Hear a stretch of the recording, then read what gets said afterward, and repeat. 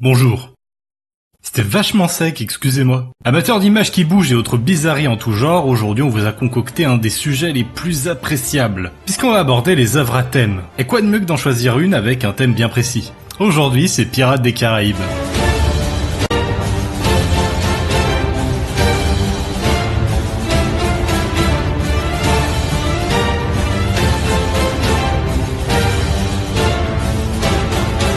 Ça réveille chez certains de doux souvenirs ou une découverte récente, mais une chose est claire, Pirates des Caraïbes, c'est une des plus franches réussites de notre bon ami Disney. La musique, le scénario, Johnny Depp, l'ambiance, Johnny Depp, les effets spéciaux, les personnages, Johnny Depp et Johnny Depp. Tout ça c'est des arguments qui vont dans le sens de la réussite. Notamment Johnny Depp. Je suis un cochon. Et comme d'habitude, on va voir de quoi que ça cause. Ça commence de la plus sympathique des façons qui soient, sur un bateau. Étonnant pour un film se basant sur les pirates. Des pirates ? J'en ai pas le souvenir. Parfait, ça te donnera l'occasion de les revoir. On y découvre deux genoux, une sur le bateau et un dans l'eau, qui une fois repêché se fait piquer une pièce dans la main. Pauvre garçon à moitié crevé. Remarque, faut bien qu'il paye quand même, on lui a sauvé la vie. S'ensuit alors une séquence d'intro des personnages que l'on croisera. D'abord Elizabeth Swann, fille du gouverneur, qui essaye de bien se saper parce que cet après-midi c'est cérémonie. Et Will Turner, forgeron, qui ramène avec joie une épée et en profite pour faire la cour à la demoiselle sous les yeux de son potentiel futur beau-papa. Vous avez des belles courbes, je pense qu'on peut arriver à tirer des petites choses sympas. N'est-ce pas mignon? Bah, pas du tout. Genre, là tu vois, tu me dégoûtes en fait.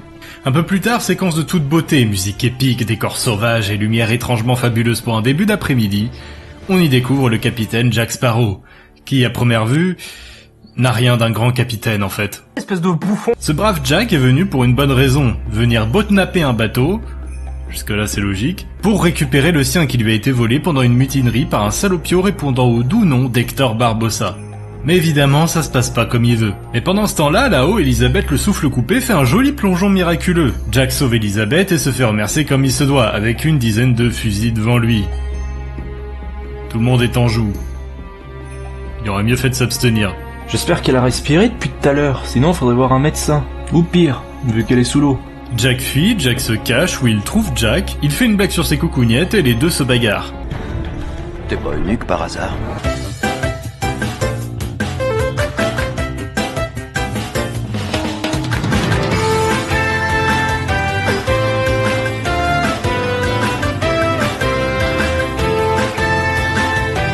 S'ensuit alors une arrestation fabuleuse, une invasion de pirates, un kidnapping et un Will tourmenté qui décide d'aider Jack à s'évader s'il l'aide en retour. Un jeudi soir banal quoi. Et c'est à partir de là que tout se met en place, et c'est ce qui fait un petit peu tout le set de Pirates des Caraïbes. Chacun a un peu son objectif. Tu mets du sel sur ton film toi ? Mais stop, par pitié. Will veut aider Jack à sortir de prison à condition qu'il l'aide à retrouver Elisabeth. Jack veut son bateau et il a pas trop le choix du coup. S'il veut sortir de prison, faut bien l'aider. Et Elisabeth... elle veut juste se tirer du navire rempli de morts-vivants, ce qui jusque-là me semble assez logique en fait. Et le méchant dans tout ça ? Bah il veut juste redevenir normal, ce qui est ma foi un but assez compréhensible. Sauve-moi Jésus! Le film est vachement bien découpé, et c'est peut-être une de ses plus grandes forces. Les premières minutes font bien comprendre ce qu'on va avoir devant les yeux pendant 2 heures. Un film à poil sombre, avec un peu de machins qui font flipper, de l'humour, de l'aventure, un peu d'amour, d'espièglerie, c'est la vie de Johnny. Pas sûr de celle-là. Et ça fonctionne parfaitement bien, le mélange est nickel, aussi parce que tous les personnages le permettent. Peut-être aussi parce que c'est un des seuls Disney adapté de rien. À part d'une attraction. Au niveau histoire, c'est pas le plus développé. Jack il est marrant, Will il est sérieux, Barbossa il fait flipper, et le singe c'est pas un requin, donc c'est cool.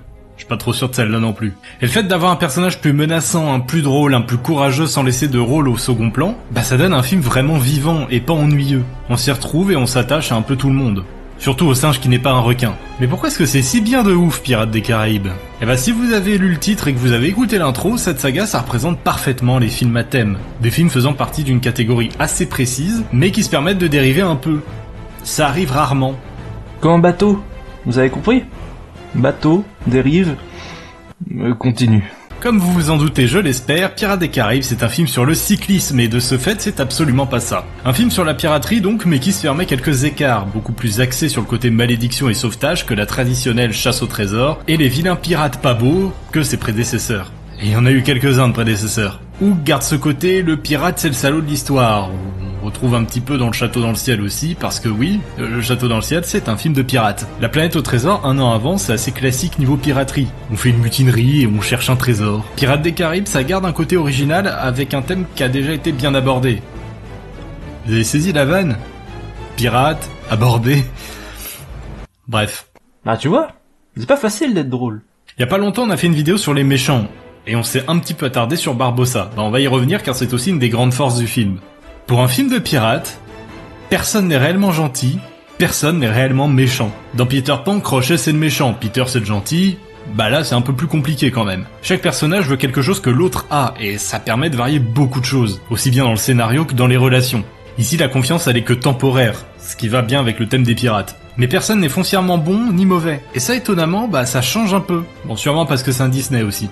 Mais au final le film il y a tout ce qu'il faut là où il faut pour un film de pirates. Il a des pirates, c'est déjà bien, des batailles navales, des trésors, des mutineries, des malédictions, des pièces en veux-tu en voilà, et un tournage compliqué à Saint-Vincent et les Grenadines. Si vous savez pas où c'est ici.